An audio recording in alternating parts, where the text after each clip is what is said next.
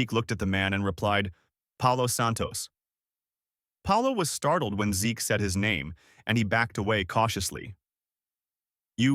How do you know my name? And why aren't you dead? Zeke slowly walked towards Paulo. Sensing something amiss, Paulo immediately turned to escape. However, it was impossible to move faster than Zeke, who had mastered Gale Force. Zeke dashed past Paulo. He then drew a dagger and plunged it into Paulo's thigh. Paulo screamed, clutching his wounded thigh. Zeke tripped him, and as Paulo rolled on the ground, he said, Paulo, I have a few questions for you. Paulo spat at Zeke. Zeke easily dodged the spit and then stepped on the dagger embedded in Paulo's thigh.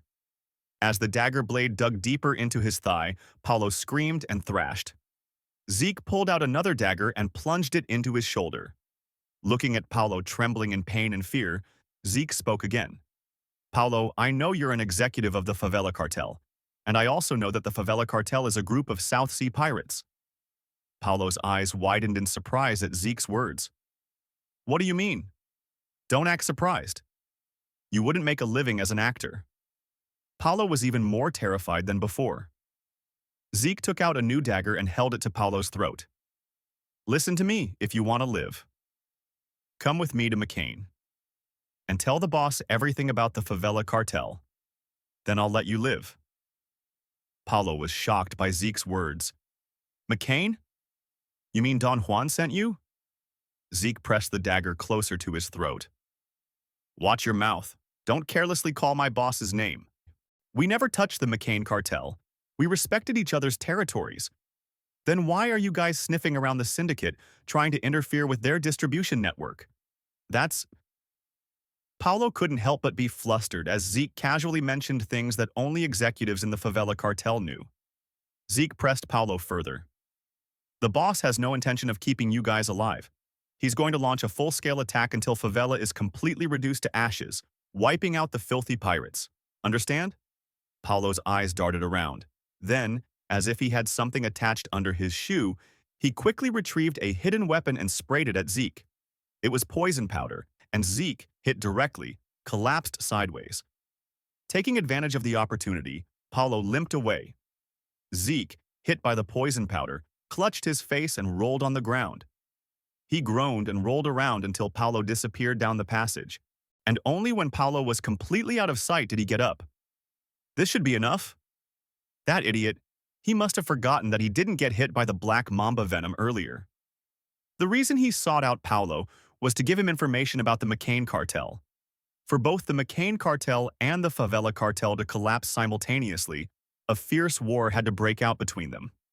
That was what Zeke was aiming for. If Don Juan thinks they're going to launch a full-scale attack, Favela won't just sit still. While McCain and Favela were engaged in a fierce war, Zeke intended to slip through the cracks. Zeke brushed off the poison powder and turned around. Now, let's finish this. At that moment, he felt a chilling presence behind him. Something flew towards Zeke. He hurriedly rolled to the side to dodge the attack. An aura-infused sword strike. It was a Central Continent swordsmanship style, not a Southern one. He looked back. Several figures clad in black, wielding swords, had somehow appeared and surrounded Zeke from both front and back. Gritting his teeth, Zeke drew his sword. They were the ones he knew all too well. Come on, you damn Imperial hounds!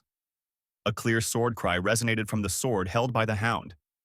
It meant he was at least a Yellow Knight. In fact, in a head-on confrontation, a Southern hitman could never defeat a knight from the Central Continent. There was a difference in the way they trained from the very beginning. However, Zeke was no ordinary Southern hitman. He imbued his dagger with the power of wind and threw it at the hound in the front. The hound deflected Zeke's dagger with his aura-infused sword and shouted to the others, "He has an artifact! His dagger is imbued with magical power. Be careful!" It seemed they mistook elemental power for magic. Zeke pulled out more daggers and held them in both hands. Then, he swiftly dashed forward. Like a Southern hitman, Zeke moved nimbly, aiming for the knight's vital points and openings. However, the hounds were wearing hard armor under their clothes. Zeke realized that cheap daggers were not enough to deal with them. In this case, I'll just have to kill them all. Zeke quickly made up his mind, discarded the daggers, and drew Bahamut from his back. A powerful sword cry resonated from Bahamut. The hounds were caught off guard by the unexpected situation. That guy is not a southerner. He's a knight. Zeke changed his target, aiming for the one who had been communicating with the other hounds. He infused his sword with the power of wind. The hound trusted the strength of his armor. It was armor that could deflect ordinary sword strikes. However, that was a grave mistake. Zeke's sword cut not only through the armor but also through the hound's waist. Seeing their comrade's bisected body, the other hounds tensed up and became wary. Some of them tried to retreat, but they soon sensed something strange. An invisible barrier blocked the passage. When he drew Bahamut, Zeke had already torn a scroll to create a magical barrier. Zeke grinned at the hounds. I guess I can test the results of my training. Bahamut's vibration intensified, and an aura blade surged forth. The hounds were stunned to see Zeke's aura blade. Blue Knight! Zeke held his sword and assumed the starting stance of the Dragonslayer technique. Dragon slaying art, true dragon sword. Art? Chapter 1, Verse 1, Skycleave. The sword form itself was a basic Dragonslayer technique, but it contained the profound principles of the true dragon sword art. Zeke's sword moved in a large arc. The energy of the aura blade. Zeke created extended in all directions. The hounds who came into contact with the energy tried to resist with their swords, but it was futile. The aura blade cut through their swords, armor, and bodies. In an instant, a dozen knights were reduced to pieces, scattered everywhere. Those outside the range of the aura blade collapsed on the ground, barely alive, gasping for breath. Zeke checked each of them with Bahamut and finished them off. Finally, he approached the last one alive and asked, "Why did the Imperial hounds come here?" The hound remained silent. Zeke clicked his tongue and spoke again. "You must have come here to find ancient artifacts on the Emperor's orders." Seeing the hound's surprised expression, there was no need to ask further. Zeke swung Bahamut and sent the last one's head flying. He then summoned the power of fire towards the scattered corpses. The pure power of fire incinerated the hound's remains. This should leave traces suggesting an attack by a blue knight and a mage. Hoping that the favela cartel would see the traces and launch a stronger counterattack against the McCain cartel, Zeke left evidence to make it seem like a large number of knights and mages were involved. After cleaning up the scene, Zeke examined the inside of the tunnel. I didn't know in my previous life that the Imperial Hounds were with the favela cartel. Zeke was 16 years old when he arrived at this camp, whereas in his previous life, he was over 18, resulting in a time difference of about 3 years. Therefore, it was possible that the hounds had already found what they were looking for and withdrawn by the time he arrived here in his past life. Zeke decided to investigate what the hounds were searching for. Turning on his map to find the location connected to the tunnel, he quickly headed towards it using phantom steps. It seemed to be an underground ruin. After running for a while, a familiar dungeon landscape appeared. There was a dungeon in the south too. Usually, ordinary people who didn't know much thought that dungeons only existed in the giant mountains, but in reality, they were scattered throughout the continent. Zeke freely scanned the dark dungeon with his Dragon Eye skill, searching for traces of the hounds. Although the dungeon paths were intricately intertwined like a maze, it wasn't a problem for Zeke with his map. Just then, he sensed something ahead. Zeke concealed his presence and focused on his hearing. Did we lose contact with Patrol Unit 3? It seemed the ones Zeke had eliminated were Patrol Unit 3. Starting with that, the other hounds began to move busily. They spread out in all directions to search for the missing Unit 3, leaving the camp they had set up in the dungeon empty. Good. I'll take this opportunity to find information. Concealing his presence, Zeke infiltrated the camp. It was much larger than the camp he had seen in the barbarian territory. Zeke examined the map of the southern continent attached to the wall of the Situation Room. In addition to the location of the favela camp, there were codes indicating deployments in various parts of the jungle. It seemed that this was the headquarters that oversaw the hounds searching for ancient ruins in the southern continent.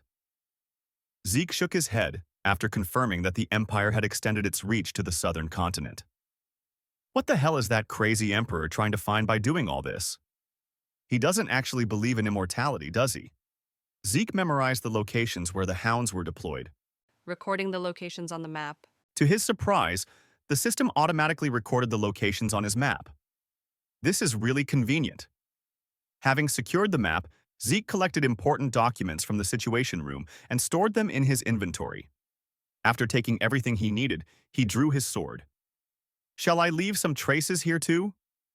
Flames erupted from Zeke's sword. The Situation Room, as well as the entire camp, caught fire and burned fiercely. As the flames spread rapidly, the remaining hounds inside were startled and rushed out. Fire! Zeke immediately dashed out and stabbed the bewildered hounds with his sword.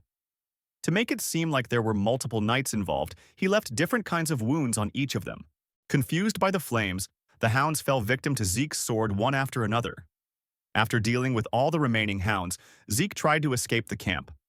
But then, he felt a strange presence behind him. What's this? There was nothing marked on the map. Yet, he felt an incredibly distinct human presence behind him. Slowly, he turned his head. A young knight with red hair, wearing the Imperial Grand Magic Armor Hersion, instead of the regular hound attire, was staring at Zeke. Zeke immediately raised Bahamut. Hersion? Why is an Imperial Red Knight here? A full plate armor that covered the entire body without any gaps. Not only was it engraved with all sorts of auxiliary magic, but it also had lightweight magic and automatic recovery magic cast on it, making it a treasure among treasures that repaired itself even if damaged. It was so expensive to make that there were no more than 100 owners throughout the entire empire. Therefore, Zeke was puzzled as he looked at the Imperial Knight approaching him. Who is it? If it was a knight with Hersion, he should at least know their appearance and name. However, the young knight approaching him was completely unknown in his previous life. Moreover, the Hersion he was wearing seemed different from the standard Imperial ones. The Imperial Knight stopped in front of Zeke and spoke. I thought several units of mages and knights had come, but it was just one person causing all this commotion. Midnight shines so bright in the sign of fear inside.